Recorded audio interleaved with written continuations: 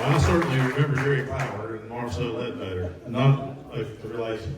Let me just say this: it's an honor to be here tonight. Certainly an honor to be here to support Rick, and he certainly has got my support 110%. You know, if you look at where we come from, the state, from Alabama, and where we're at today, it's amazing. We're a new state. The growth of this state's been amazing, but it's got to do with people like Rick Reed. In the last quadrennium, just in the last 3 years alone, we've given the taxpayers of this state back a tune of $1.5 billion back to you as your money. And Rick Reed deserves a round of applause because he led the charge and that's going to do it.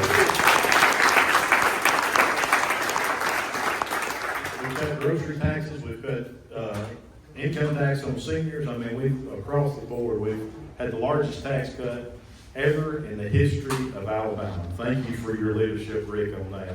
But not only that, he looks after the kids. I know our education system has been on the bottom. In this last quadrennium, we've moved up over 20 notches in reading and arithmetic. We went from 51 and 52, which we just got 50 states, but that shows you how far behind we are, to 32 and 34 because of his efforts. You know, the things it takes us all to do, and certainly we got a great delegation. The Wiregrass has got a great delegation. We've got a lot of members here tonight, and everybody deserves a little bit of that credit. Rick has been in the middle of every bit of it. You know, the state of Alabama now ranks number 8 in the country as the best place to do business. That's why y'all guys are here tonight, because you know what Rick Reed's been doing for you and for the state. You know, I can't say enough about him because he has done such a tremendous job for the House of Representatives. And I've called him, you know, as Speaker, I've called him in the office and said, I need you. And he's always been there. You know, one thing we had tried to do, I really believe we have left out a generation of kids because we hadn't done a good job in finding career pathways for them. So this year we put some money in career tech.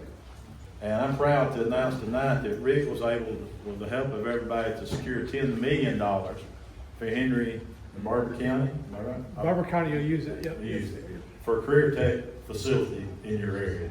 He deserves a round of applause for that.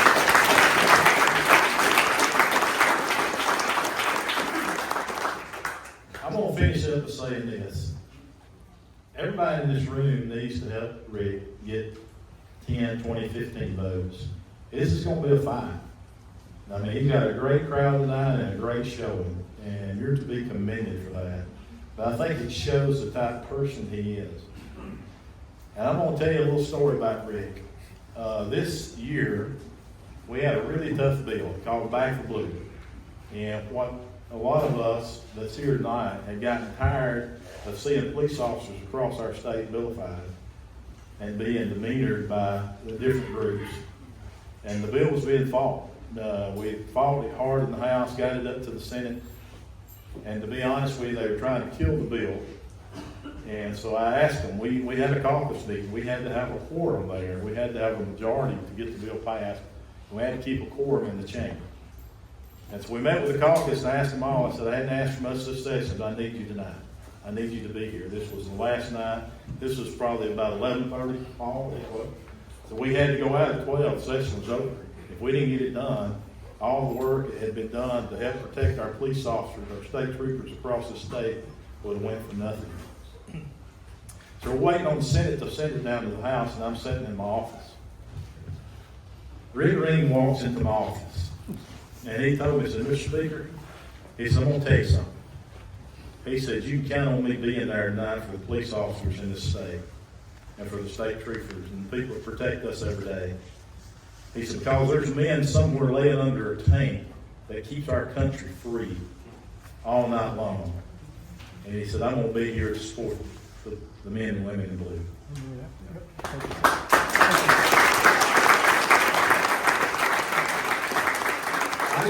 My thing is, I want you to understand what type of character you've got representing you. You know, if it's not broke, you don't need to fix it. And it's not broke.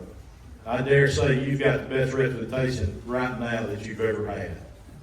I don't think there's any question in my mind about that.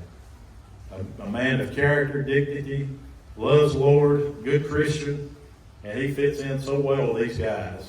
And I just want to tell you, Rick, we're going to do everything we can to get you back in Montgomery. Yes, sir. And I'm going to...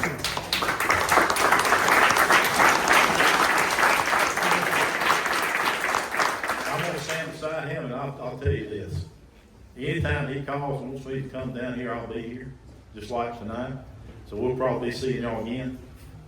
The thing I'm going to ask you to do, I'm going to ask each and every one of you, if you know somebody, when this race gets started, phone a friend. Talk to people at church, at business, wherever you're at. I mean, just a kind word about Rick Green will help get him elected. And it's up to all of us. It takes a lot of money to run a race. And I know there's a lot of people here tonight that brought money. Thank you for that. But let's continue the fight. It just starts tonight. This is not a sprint, it's a marathon. So thank you guys for supporting him. Thank you for what you're doing for Rick, and let's get him back to Montgomery. Thank you.